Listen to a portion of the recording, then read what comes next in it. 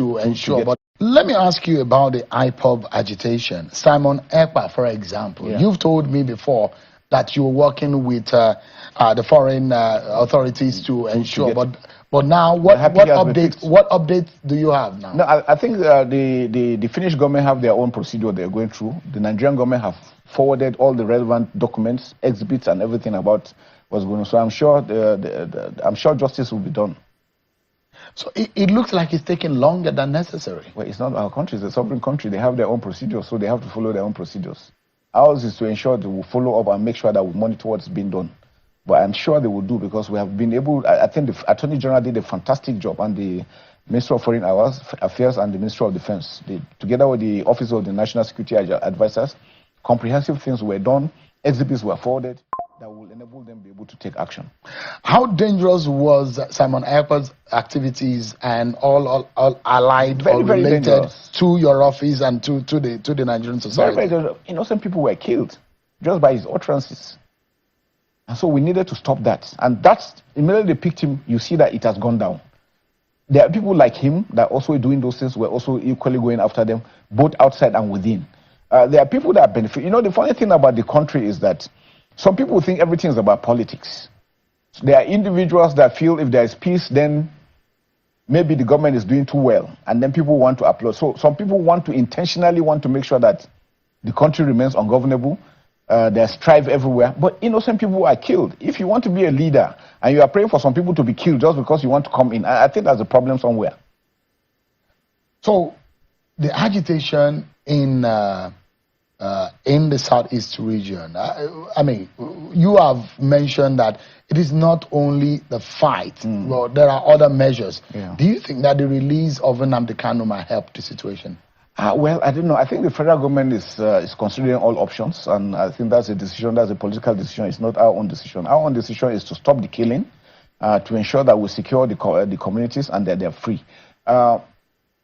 People must stop providing necessary support to these individuals. In Maiduguri, why surrendering came up is that people stopped supporting them, and they were able to come out. So I think the same thing should be repeated here, so that we can have, to whatever grievance they have representatives that will represent them, that will make cases for them.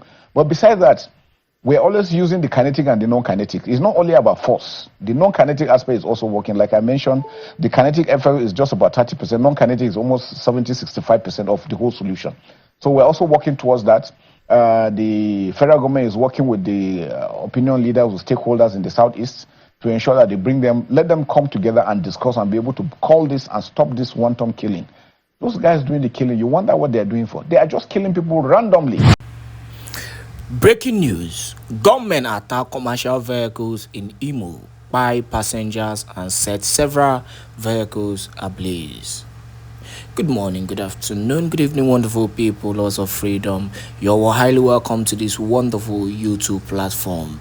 Without wasting much of your time, let us give you the news in detail. But that video is the video of Musa, the Chief of Defense Staff of the Zoological Republic of Animal Kingdom, Nigeria, where he was pointing out some certain issues, surrounding Simon Ekpa Njoku. Now, Musa pointed out that the crime in Biafraland is actually caused by Biafran, but he failed to also acknowledge the fact that the security agencies, the armies, and the rest of these state actors have contributed largely to the numbers of crime in Biafraland. I could remember an international community gave records about how the terrorists army have actually contributed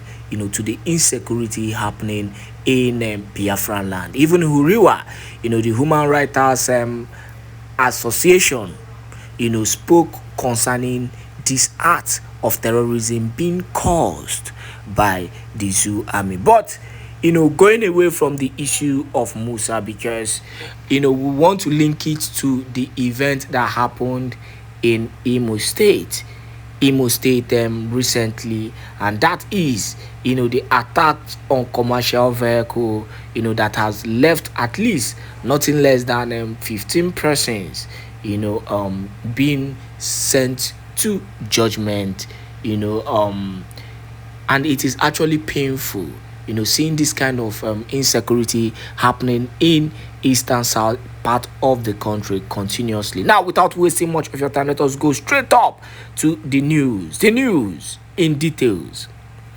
Unknown gunmen attacked a commercial bus along Okigwe-Owerri Road in Imo State today, May 8, leaving a number of persons dead. That was actually yesterday. The gunmen, after the vicious attack, set ablaze no fewer than 8 vehicles, including a truck whose driver ran for his dear life during the attack. Confirming the incident to Newsmen, the spokesperson for the Imo State Police Command, Henry Okoye, said that the police, in collaboration with other security agencies, have launched a manhunt for the perpetrators of the crime. In his words, he said, the Imo State Police Command, working in synergy with the military, Department of State Services, DSS, and other sister security agencies, has launched a coordinated manhunt for criminal elements suspected to be members of the proscribed indigenous people of Biafraland and / Eastern Security Network. This armed miscreant attacked unsuspecting commuters along the Okigwe-Owerri Road in the early hours of Thursday, 8 May 2025. We're actually coming to address the issue of, every attack in Biafran land is being termed as an IPOB attack or Eastern Security Network attack, and the reason why they continue to do this is they are trying to use every means to bring down Mazi Nnamdi Kanu. That is just the reality. So if there is a normal issue of kidnapping, in southeastern part of the country, it is termed as the IPOB or Eastern Security Network. But let us still continue with the news. Now, according to Okoye, the attackers, operating in 3 separate groups, blocked the highway between Umonna in Ğûñmêñ local government area and parts of Okigwe local government area around 5 a.m., shooting sporadically, creating panic and chaos, before setting vehicles, including trucks and motorcycles, ablaze. Tragically, reports of human casualties have also been confirmed as a result of the ambush, he added. He mentioned that the State Commissioner of Police, CP Aboki Danjuma, led a joint tactical team comprising the police, army, DSS, and other security agencies to the scene. The team provided immediate support to the victims and launched a comprehensive operation to track down and arrest the fleeing suspects responsible for the attack. Okoye further stated that a full-scale search and cordon operation is currently underway, with security operatives combing nearby forests and surrounding areas where the suspects are believed to be hiding.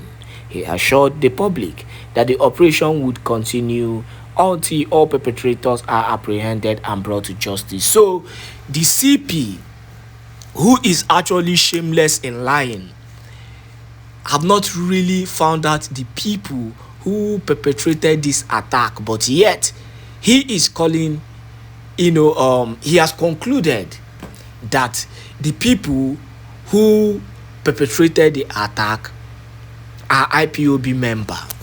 This same CP Okoye is the same person who has failed to bring to justice the Fulani headers that have attacked innocent people in Biafran land. This same Okoye is quick to call the IPOB or the Eastern Security Network as the perpetrator of this act, but yet he has failed to run his research. Let me tell you, and I will keep on saying this, I know the IPOB movement have actually come out, to debunk this particular information. the IPOB movement will always be, a movement that is peaceful. They've proven that over and over again. In fact, to the extent that at some point they were fighting Mazi Simon Ekpa Njoko because they didn't believe his pattern. In as much as the people will always love the Prime Minister Simon Ekpa Njoko because he has proven to be the only person who can actually handle the zoo government in their atrocious way. But my annoyance is the fact that why will these people keep on tagging every issue of insecurity related action to the Eastern Security Network without even running any evidence, without even running any bringing up any evidence whatsoever? You've not done your analysis well. You've not confirmed those who did it, but yet you've concluded that the Eastern Security Network are the ones perpetrating this act. What about the ones that the Fulani herdsmen are doing? Nobody is talking about it. What about the ones that the terrorist Nigerian army are doing? Buying innocent people, including the police. Nobody is saying anything about it. 80% of the insecurity in Biafraland is being orchestrated and being carried out by the Fulani herders, the police, and the army. Go and mark it. Mark my word. And that is just the truth, no matter how you want to see it. So that is that on the news, coming to us. At least nothing less than over 13 people have been died on this wonderful, day. And it is actually a painful one that we continue to see this level of insecurity in Biafraland. Thank you once again for joining us on this wonderful YouTube channel. Do not forget to share this video to as many groups and platforms as possible.